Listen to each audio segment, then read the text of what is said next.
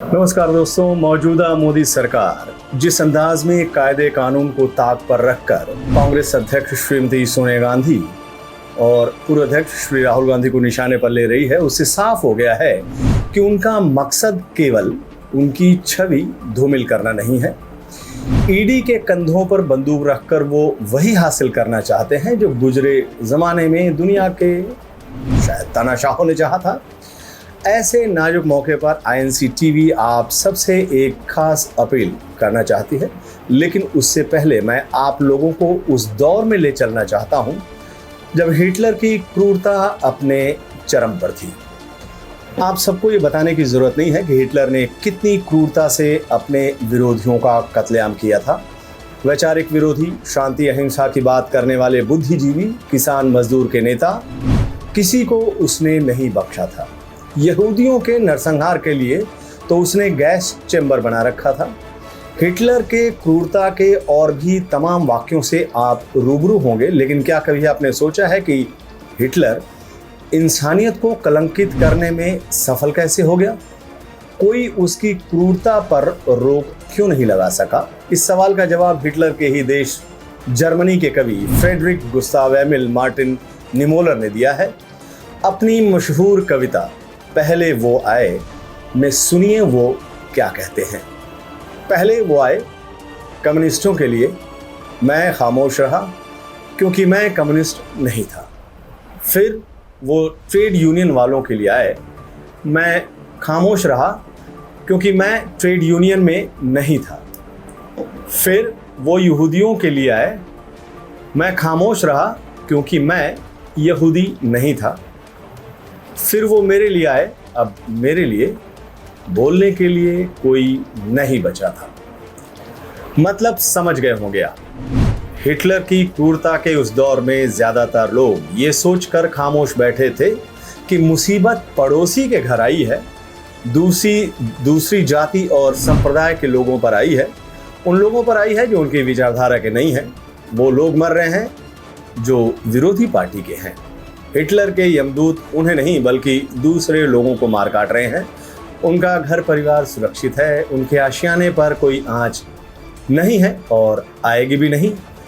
लेकिन हिटलर ने उन सबको गलत साबित कर दिया। सबसे पहले उसने कम्युनिस्टों को कत्लेआम किया। लोग उस कत्लेआम पर खामोश रहे, चुप्पी साधे रहे। उनकी खामोशी से हिटलर का हौसला बढ़ा। कम्युनिस्टों के बाद उसने ट्रेड यूनियन वालों को निशाना बनाया। उसका भी किसी ने पुरजोर विरोध नहीं किया। हिटलर का हौसला और बढ़ता गया और तब आखिर में उसने द्वितीय विश्व युद्ध के दौरान यहूदियों का सामूहिक नरसंहार कर दिया। और पता है हिटलर की इस तानाशाही और क्रूरता का सबसे बुरा असर किस पर पड़ा था? उन जर्मन वासियों पर जो हिटलर को अपने हीरो की तरह पूजते थे।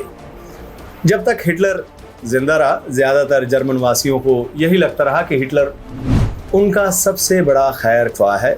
लेकिन जब वो मरा तब उन्हें एहसास हुआ कि हिटलर तो उन्हें तबाह और बर्बाद करके चला गया है। दोस्तों, इस दास्तां को मौजूदा हालत से जोड़कर समझने की आप कोशिश कीजिए।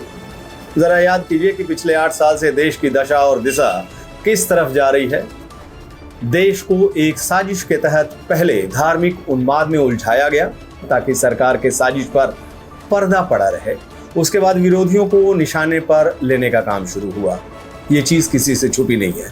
इस काम के लिए सबसे ज्यादा ईडी का इस्तेमाल किया गया। विपक्ष के सारे बड़े नेताओं को एक एक करके निशाने पर लेने का काम शुरू हुआ।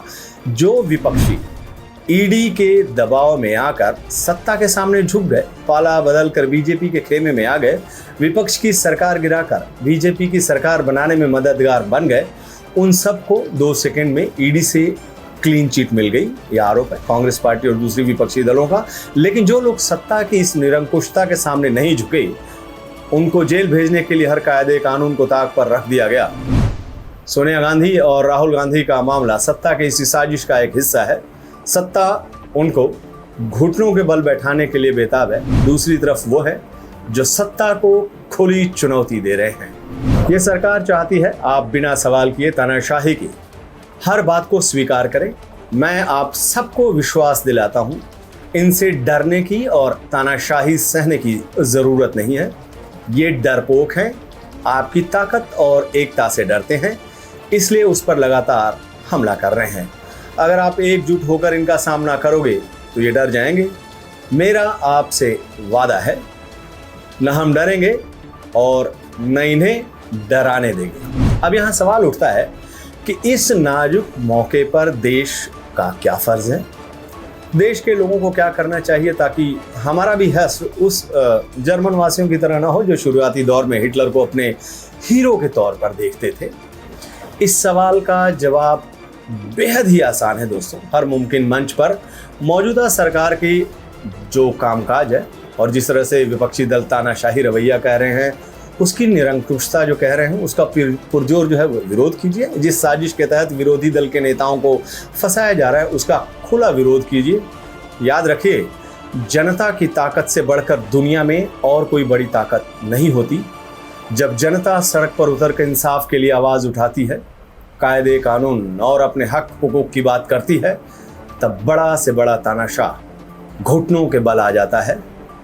यही इस वक्त की सबसे बड़ी ज़रूरत है और यही INC टीवी की अपील भी है। नमस्कार।